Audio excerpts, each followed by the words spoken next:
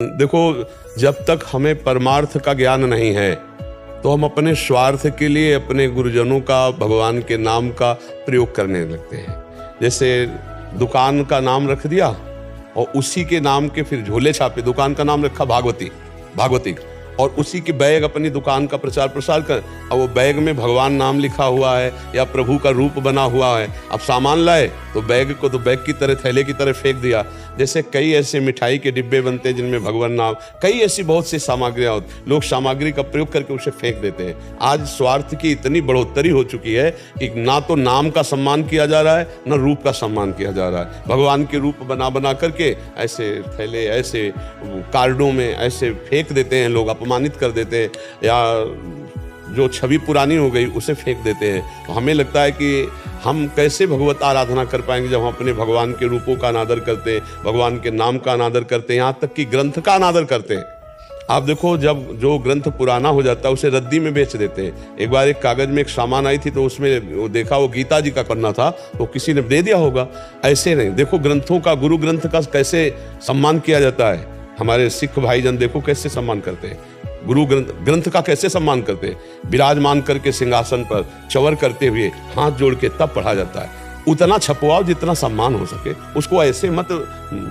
जो भगवान का रूप है, भगवान की वाणी है, भगवान का नाम है, जितना आदर करोगे उतनी भक्ति प्रकाशित होगी। आजकल तो अब कैसे बतावे, जो दूसरों को उपदेश करते हैं वो अपने नाम के लिए, अपना प्रचार प्रसार करने के लिए भगवान का रूप बना देते हैं और तेज निकल रहा है, उनके ऊपर पड़ रहा है, भगवान का नाम लिख देते हैं। बहुत तरह के ऐसे होते हैं। तो अब ये है, प्रार्थना है कि यदि आप परमार्थ अपना बचाना चाहते हो, अपनी दुर्गति नहीं चाहते हो, तो भगवान के नाम का अपमान मत करो, भगवान के रूप का अपमान मत करो, भगवान की ऐसी कोई छवि मत बनाओ अपने व्यापार के लिए जो लोग ऐसे फेंक देते हैं प्रयोग करके, और फिर अपमान का फल उसको मिलता है जो छपवाता है। ध्यान रखना, हमको भी ऐसी वस्तुएं बहुत सावधानी से, अगर कभी ऐसा कोई अगरबत्ती, धूप बत्ती या कोई पदार्थ में भगवान की छवि बनी तो हम कैंची से उतनी छवि निकाल लेते हैं और फिर गंगा जी, यमुना जी जहाँ है किनारे जा कर के एक गड्ढा करते हैं और उस गड्ढे में वो ऐसे दबा देते हैं और थोड़ा प्रणाम करके चल देते हैं। अब जैसे हम यमुना जी में फेंक देते हैं और वो किनारे लग जाएगी तो पैरों में तो पड़ेगी, और बहुत ज़्यादा फेंकेंगे तो यमुना जल में भी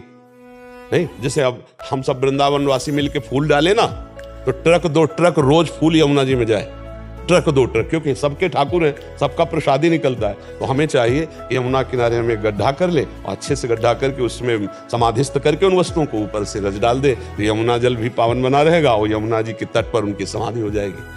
तो अच्छा है, आप ये जो कार्य करते हैं बहुत अच्छा है। लोगों को जागरूक कीजिए कि वो नाम, भगवान के श्री विग्रह, भगवान के रूप, इनका सम्मान करना सीखें। आज स्वार्थ के कारण लोग भूल रहे हैं।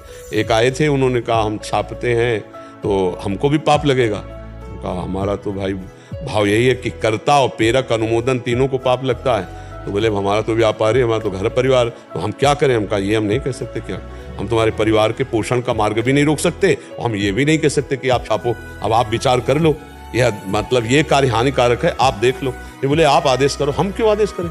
अब हम आदेश करते बंद करो तो तुम्हारे परिवार का पोषण बंद हो जाएगा, और हम आदेश करें हाँ तो अपराध बनता है। तो हमने बात बता दी, अब उसको आप देखो कि आप कैसे जियोगे, आप कैसे चलोगे। महाराज जी, जो आप ये जागरूकता कर रहे हैं इससे बहुत एक इफेक्ट भी पड़ रहा है महाराज जी, हमें देखने को मिल रहा है उसका कि काफ़ी लोगों ने ये बंद भी कर दिया है। जैसे आपने बोला कि नाम भी भागवतिक ना रखे जाएं, वैसे वाले जो स्कूल आदि में, कॉपी आदि में, वो कहीं ना कहीं बाहर जाते हैं, जिसका काफ़ी प्रभाव पड़ रहा है। हाँ बिल्कुल प्रभाव, हाँ हम बार बार भी इसको कर रहे हैं कि महाराज जी ये बहुत ज़्यादा स्तर पे मतलब अविद्या होने के कारण। हाँ बिल्कुल बिल्कुल बिल्कुल। अब वही नाम है जिसकी हम आराधना करते हैं, वही रूप है जिसको हम भगवत भाव से मानते हैं, और वो जूते के नीचे, पैरों के नीचे पड़े, लोग ऐसे कबाड़ में फेंक दिए तो अपराध नहीं बनेगा। खरीदने वाले को अपराध, बेचने वाले को अपराध और बनाने वाले को अपराध, तीनों को अपराध लगता है। पर यहाँ रुपया क्या क्या अपराध कौन देख रहा है? रुपया के आगे कुछ बुद्धि भ्रष्ट हो गई, लोग समझ नहीं रहे।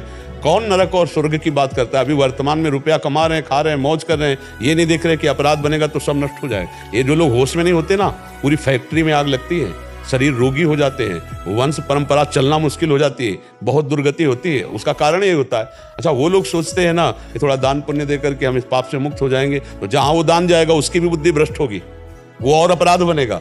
अपराधी वृत्ति से कमाए हुए धन से कभी दान पुण्य नहीं होता, कभी कुछ मंगल नहीं होता। ये लोग भ्रम में न रहे, जहां जाएगा उसकी बुद्धि भ्रष्ट करेगा, उसका भी पाप तुम्हें लगेगा। इसलिए बहुत होश में, धर्म पूर्वक रहे, नमक रोटी खाए तो चैन से जीवित रहेंगे, भगवान का भजन करे तो परलोक भी बन जाएगा। महाराज जी